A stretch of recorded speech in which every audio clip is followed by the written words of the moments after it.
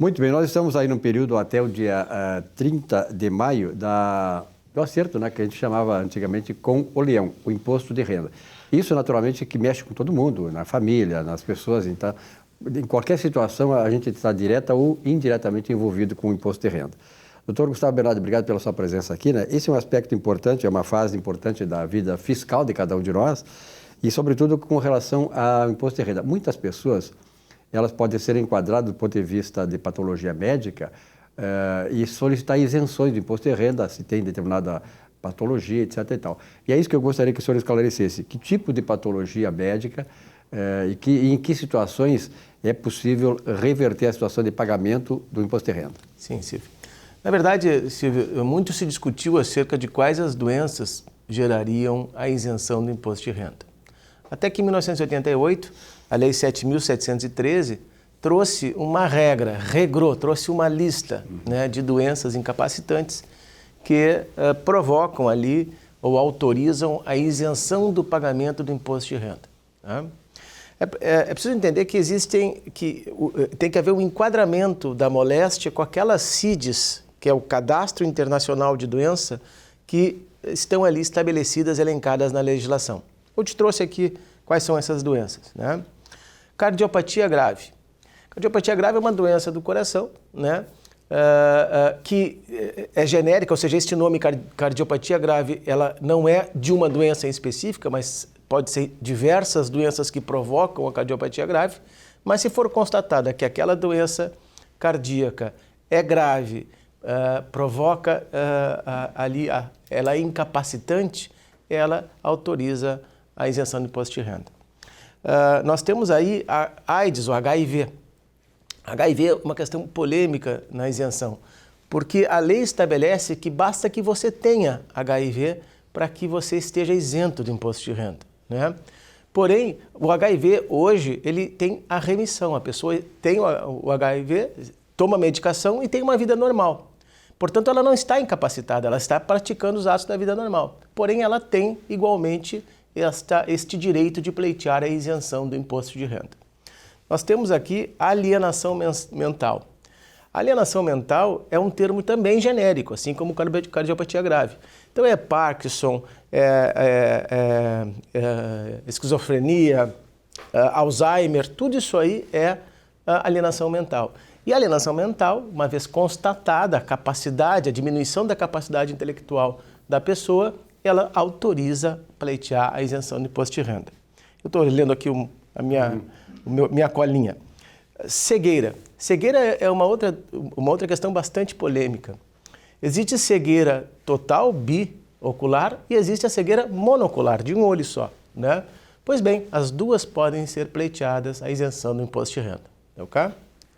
Doença de Parkinson. Doença de Parkinson é uma doença que ela é evolutiva, ela vai... Degenerativa. Degenerativa, ela vai evoluindo na sua manifestação no corpo do hospedeiro.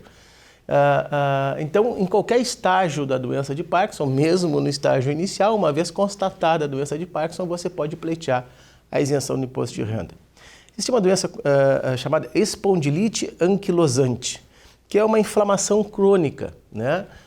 Essa é uma doença gravíssima, ela é uma doença também autoimune, né? E que permite a isenção do imposto de renda, né? Nefropatia grave, né? Doença nos rins. Ela, na verdade, ocorre muito nas pessoas que têm diabetes, né? Ela, em qualquer estágio, permite que você pleiteie a isenção do imposto de renda. Nós temos câncer, neoplasia. Câncer também é uma outra questão polêmica. Quem está com remissão do câncer pode pleitear? Será que quando eu me curar do câncer eu vou perder a isenção? Não, na verdade, uma vez alcançada a isenção por câncer, há um entendimento de que aquela pessoa tem o direito de pleitear a isenção do imposto de renda. Okay? Paralisia. Paralisia também é um outro termo genérico, né? Mas qualquer tipo de paralisia e de qualquer parte do corpo, né, pode gerar uma isenção do imposto de renda. Okay? Nós temos também aqui contaminação por radiação. Isso também é bastante polêmico. O pessoal que trabalha aí com radiologia confunde contaminação com exposição à radiação. Não basta você estar exposto à radiação, você tem que ter sido contaminado pela radiação. E também não interessa qual é o grau de contaminação, permite a isenção do imposto de renda. Tá? Existe uma doença crônica chamada doença de Paget, que por esse nome não é muito conhecido, mas ela é uma doença óssea crônica, né? Também com uma evolução muito grave, degenerativa com uma evolução muito grave no corpo do hospedeiro, que também provoca ali a isenção do imposto de renda. Fibrose cística, que é uma doença pulmonar gravíssima também, de uma evolução também degenerativa e muito grave, ela provoca a isenção do imposto de renda. Esclerose múltipla, que é uma doença de longo curso, né? As pessoas muitas vezes vão descobrir lá na frente, ela provoca a isenção do imposto de renda. Tá? Hanseníase, que é a lepra, provoca a isenção do imposto de renda. E talvez a mais polêmica de todas, que é a tuberculose. Né?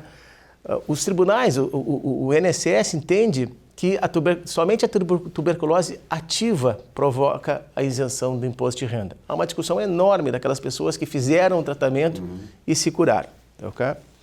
Uma questão importante que a gente tem que falar quando a gente está dizendo isenção do imposto de renda é que tem que entender que quem concede a isenção é uma perícia no INSS. Você entra lá no portal do INSS, se postula uma perícia com a finalidade de isenção do imposto de renda, vai ser agendado ali, em torno de 45 dias depois essa perícia, e se o médico do INSS entender que aquela doença é grave, é degenerativa, é incapacitante, ele vai conceder. Se não conceder? Se não conceder, as pessoas têm que se encaminhar aos tribunais. Né? Enorme o número de decisões contrárias à isenção no âmbito administrativo, ou seja, que a perícia administrativa não concede e os tribunais acabam concedendo. Porque há um grande leque de estágios de doença, há questões de doenças que se enquadram parcialmente em determinados CIDs ou não, então é enorme a quantidade de decisões que são revertidas no judiciário. A pessoa não conseguiu no âmbito administrativo e vai lá no judiciário e consegue. Ok?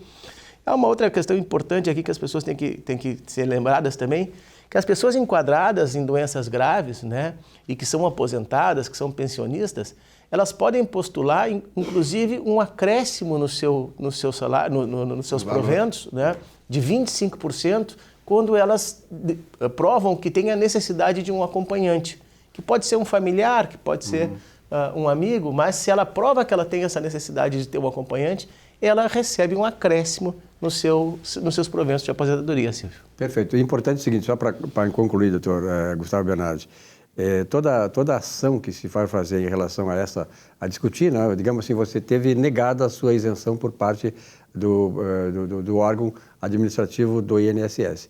Se for recorrer ao judiciário, tem que ter uma assessoria de um advogado especializado na coisa, porque Sim. Aí a coisa pode facilitar, né?